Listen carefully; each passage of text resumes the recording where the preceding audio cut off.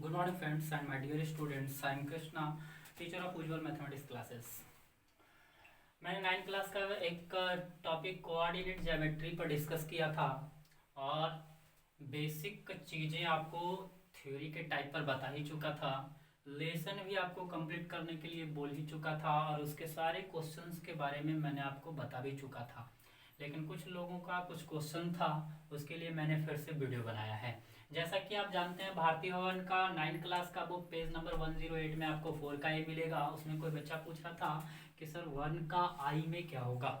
तो 1 का I very simple है, आप चीज़ों को समझिए। -3 और 5 किस बात का बिंदु है। हम आपको बताए थे कि इस तरह से कोई कार्तीय तल है तो ये 4 पार्ट में डिवाइड हो जाता है। तो ये प्रथम पाद कहलाता है जिसमें दोनों नंबर पॉजिटिव होता है, और ये द्वितीय पाद कहलाता है जिसमें आगे वाला नंबर माइनस में और पीछे वाला नंबर प्लस में होता है, ये द्वितीय पाद में होगा। और जिसका दोनों नंबर माइनस का हो वो तृतीय पाद में जाएगा, और जिसके आगे का नंबर प्लस में और पीछे का नंबर माइनस में हो तो वो चतुर्थ पाद में जाएगा। जैसा कि आप देख रहे हैं -3 और 5, माइनस आगे में है और 5 प्लस में है, तो ये 2 नंबर में जाएगा, इसलिए इसका आंसर हो गया द्वितीय पाद।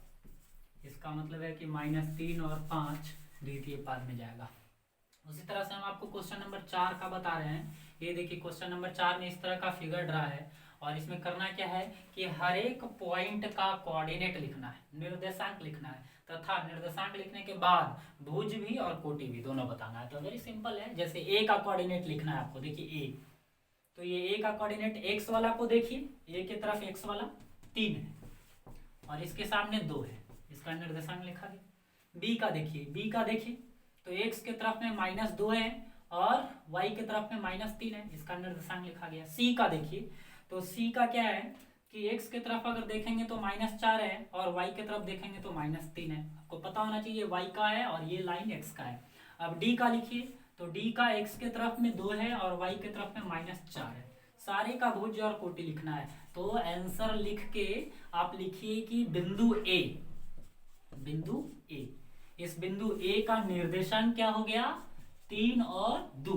अब इसमें आप बराबर दे के लिख दीजिए कि इसका भुज जो है 3 है और कोटि जो है 2 है। हो गया आंसर, इसका भुज हो गया और इसका कोटि हो गया। उसी तरह से आप इसके आगे की ओर कर लेंगे। 7 नंबर क्वेश्चन में देखिए सब जगह पॉइंट प्लॉट किया हुआ है, निर्देशांक किसी का नहीं लिखा हुआ है, यही आपको लिखना है। क्वेश्चन यही कह रहा है कि इसके ए पॉइंट का निर्देशांक क्या होगा, बी का क्या होगा, सी का क्या होगा, डी का क्या होगा, कुछ का हम करके आपको बता रहे हैं।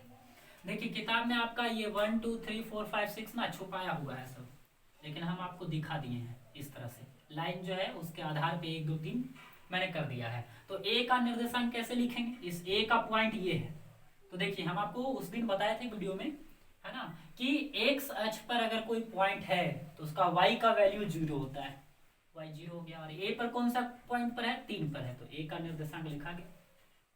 उसी तरह से बी का लिखना चाहेंगे तो बी का निर्देशांक x के लाइन की तरफ देखेंगे 4 और y के लाइन की तरफ देखेंगे -3, बी का लिखा गया। सी का अगर लिखना चाहेंगे कोऑर्डिनेट तो सी के सामने देखेंगे तो 3 है, x पहले x की ओर देखना है फिर y की ओर देखना है, -4 हो गया, सी का लिखा गया। उसी तरह से आप डी का, ई का, एफ का हर एक क्वेश्चन को बढ़िया से कर सकते हैं। Pause the video.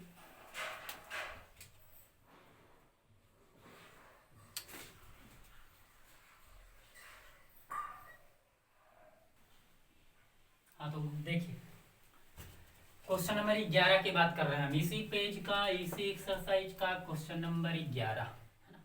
मैंने ये सारे क्वेश्चन को पहले भी बताया था कि किस तरह से करना है, लेकिन कुछ लोगों से बना नहीं, तो मैं उन छात्रों से अपील करूंगा कि आप ध्यान से समझने का प्रयास कीजिए।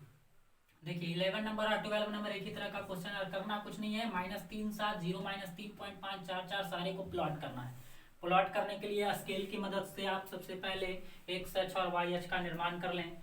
यहाँ पे आप मूल बिंदु बना लें जिसका निर्देशांक 0 0 होता है। तो कहते किसको है, ये मूल बिंदु एक्स अक्ष और वाई अक्ष के कटान बिंदु को मूल बिंदु कहा जाता है। और ये आपका एक्स अक्ष है जिसको हम लोग एक्स एक्सिस भी कहते हैं, और ये एक्स डैश होगा, डैश इसलिए लगाते हैं कि इधर वाला नंबर नेगेटिव होता है, और ये वाई अक्ष है, ऊपर पॉजिटिव होता है और नीचे नेगेटिव होता है, इसलिए वाई डैश। मैंने आपको पहले ही बता चुका है कि ये सारे लाइन किस तरह से मूवमेंट करके पॉजिटिव ऊपर और नेगेटिव नीचे आ जाता है। देखिए एक्स का लाइन, एक्स का पॉइंट देख लीजिए कि बड़ा कहाँ तक है, 4 तक है, पॉजिटिव 4 तक और नेगेटिव -3 तक। तो आप बड़ा बड़ा बनाइए, 1 2 3 4, लेकिन स्केल से ही बनाइएगा, आप ध्यान रखिएगा ये जो डिस्टेंस है ना आपका पूरा बराबर होना चाहिए, और पेंसिल का ही यूज कीजिए। और इस तरफ हम लोगों को -3 तक दिखाना है, तो -1 -2 -3। और एक चीज और, जितना डिस्टेंस इधर लिए हैं ना आप सब में इक्वल इक्वल, इतना ही डिस्टेंस इधर भी होना चाहिए, कहीं कोई कम या ज्यादा नहीं होना चाहिए। y वाला वैल्यू में देखिए प्लस में 7 है, देख रहे हैं ना, तो 7 तक इसको आपको ले जाना होगा। तो देखिए 7 तक हमको बढ़ाने के लिए ऊपर में ले जाना पड़ा।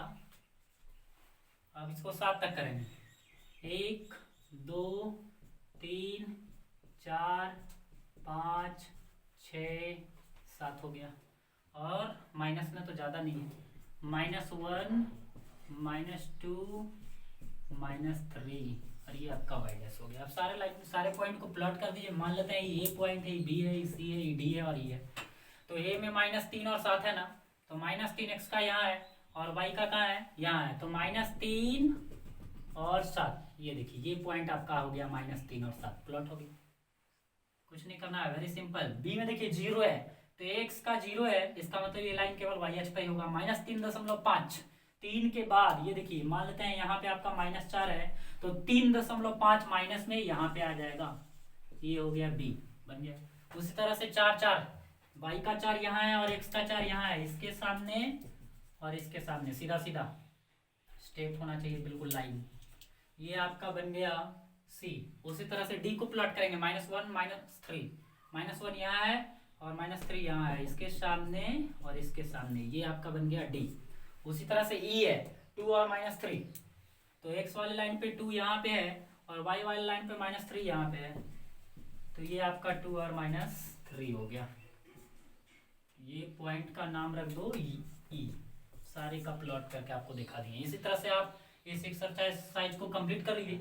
और बहुत जल्द लेसन 5 आपका स्टार्ट होगा, जिसका नाम है 2 चर वाले रैखिक समीकरण, जो क्लास 10 के लिए भी बेसिक चीज अच्छा होगा, वो भी देख सकता है। वीडियो आपको बना करके बहुत जल्द उपलब्ध करा सकेंगे। ठीक है, धन्यवाद, इतना देखिए और लाइक करते रहिए, सब्सक्राइब करते रहिए और दोस्तों के बीच शेयर करते रहिए।